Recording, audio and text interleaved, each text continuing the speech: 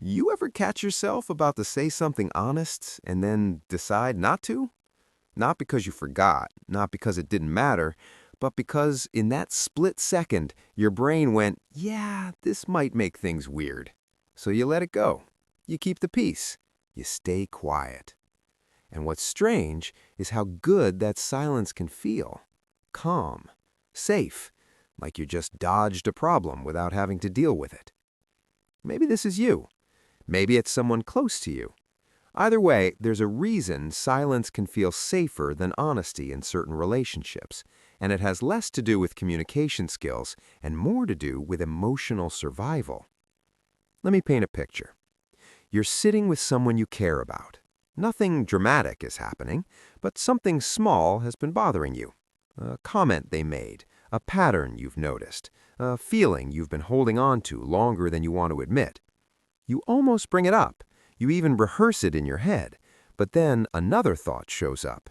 If I say this, it could turn into a whole thing.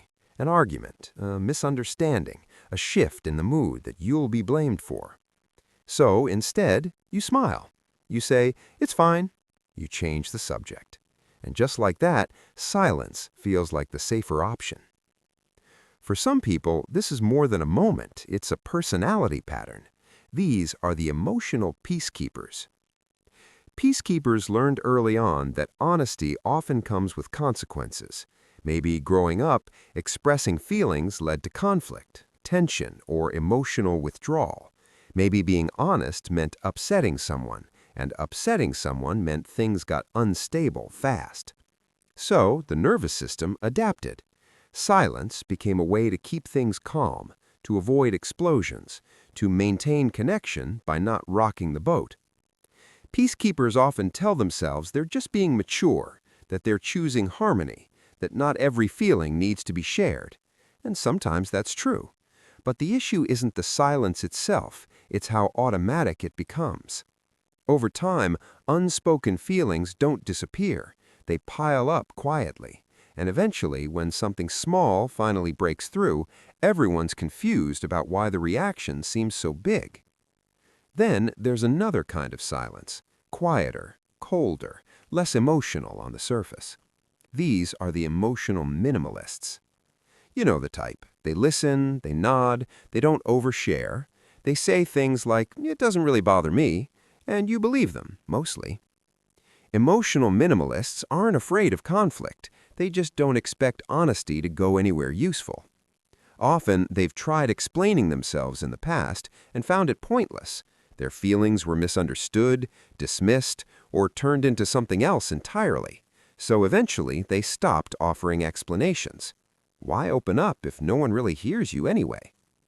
Silence, for them, feels efficient, clean, contained. They may genuinely see themselves as independent and low drama, and in many ways they are. But underneath that calm exterior is often a quiet resignation, a sense that deep emotional understanding just isn't available, so it's better not to reach for it. If this resonates, you might notice that when someone asks you how you really feel, your mind doesn't rush with answers. It stalls, not because there's nothing inside, but because you've learned not to look too closely. Then there's a third pattern, and this one hides behind empathy. These are the emotional antennas. They're highly sensitive to other people's moods. They can feel tension before it's spoken. They know when someone's pulling away, even slightly. They pick up on tone, timing, facial expressions, all of it. Because of that, they're careful. They hold things back. They edit themselves. They choose silence, not because they don't have feelings, but because they're afraid of what honesty might change.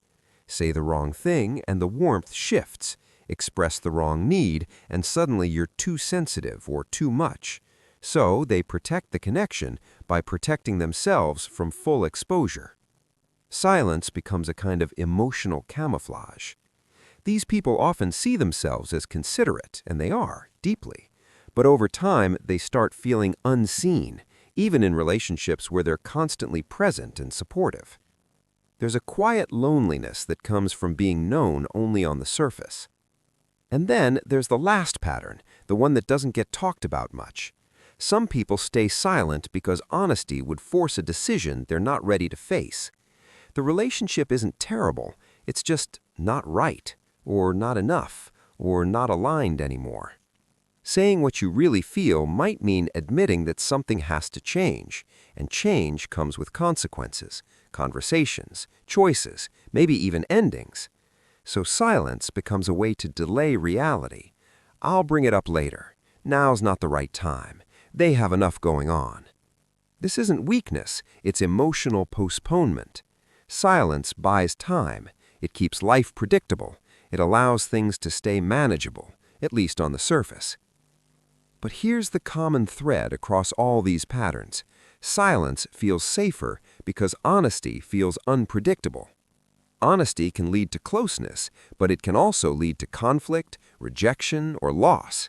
Silence offers certainty. You know what happens when you say nothing. Things stay the same. The problem is, relationships don't grow in silence. They just stay preserved, intact, but unmoving. And the longer you hide parts of yourself, the harder it becomes to feel truly connected. After all, how can someone meet you where you are if they don't know where that is? This isn't about oversharing or turning every emotion into a confrontation.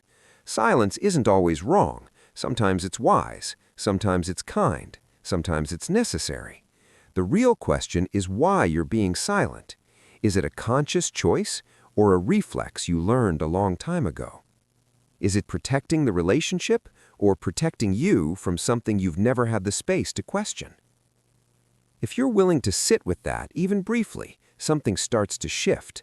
So take a moment. Think about where you go quiet, who you stay silent with, and what you imagine would happen if you said the thing you keep editing out.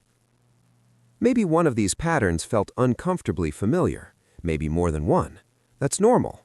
And if this made you reflect, even just a little, let me know. Which type sounded most like you?